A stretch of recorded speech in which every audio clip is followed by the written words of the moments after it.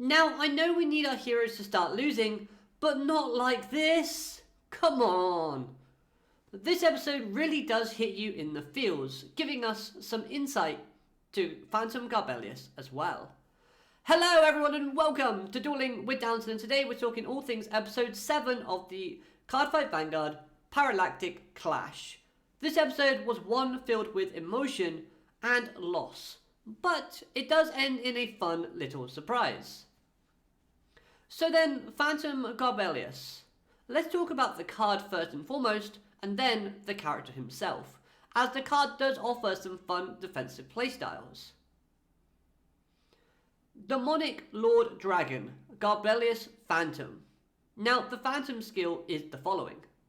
When your opponent's check would reveal a critical, choose one of those trigger effects and nullify it. You can choose either the power or the critical. At the beginning of your next turn, you get, if your Vanguard is grade 3 or greater, with Gabwelius in his name, that trigger effect that you nullified from the previous turn using the Phantom skill. So why is that defensive? Well, you can negate the critical element, thus surviving, like this episode, or you can avoid taking the hit altogether by keeping your guard high enough to defend yourself. You know, if you're only guarding because you have just enough to defend, and they suddenly pull a critical trigger on you, you can be like, well, you can have 2 criticals, but you're not having the power, thus it's irrelevant.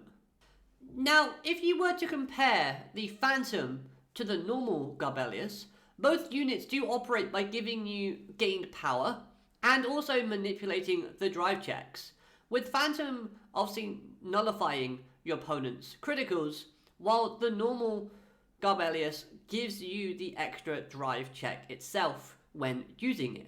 So I do like those sort of parallels but similarities at the same time. So I do like that they have some slight similarities, but they're also vastly different. Now, design-wise, this card looks awesome and really does suit the demonic title given to it in its new name, while also giving you that fallen angel-like vibes.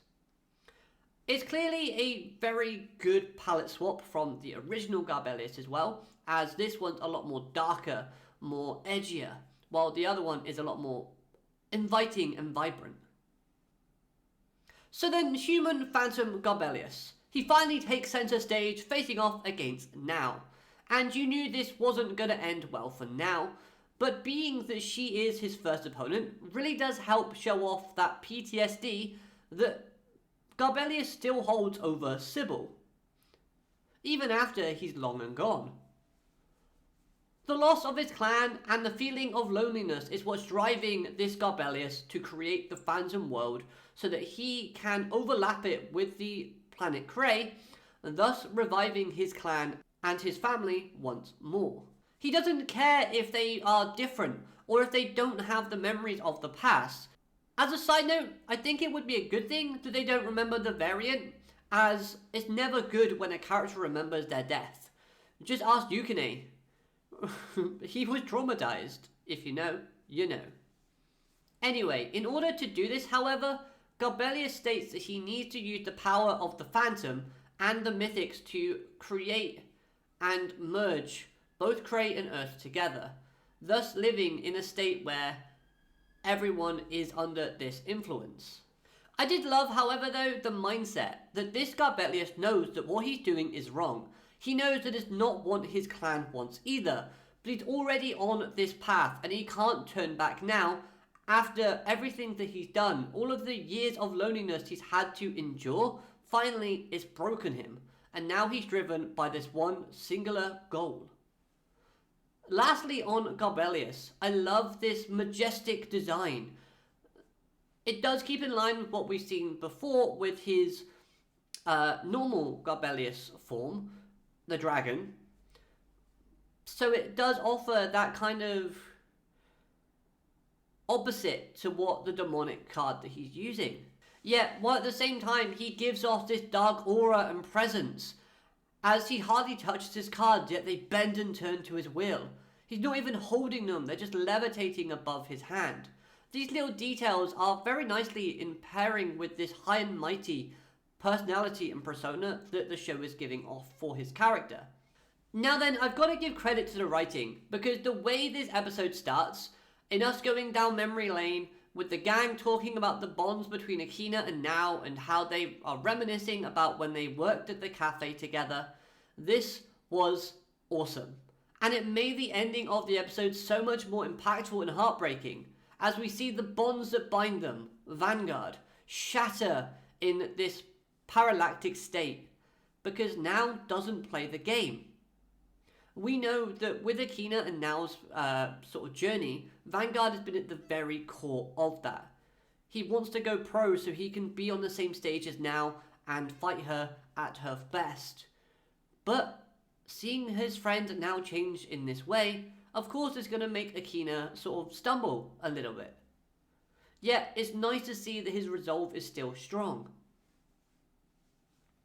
Of course, Now put up a good fight, but in the end it wasn't enough to overcome our antagonist.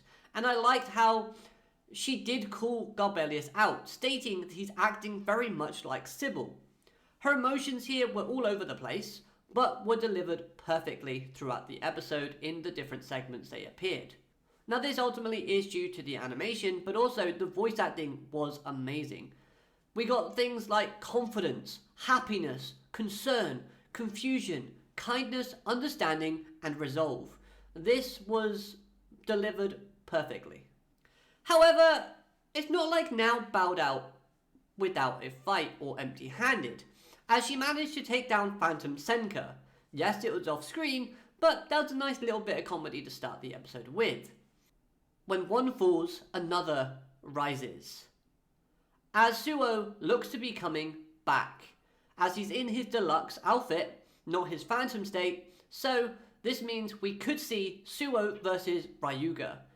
Now that match is something I'm excited to see, so let me know your thoughts on this episode and of course on Gabwelius' introduction to the episode to the series in the comments down below. Let me know your thoughts and I'll see you next time. Have a great day, alligator, matane, goodbye.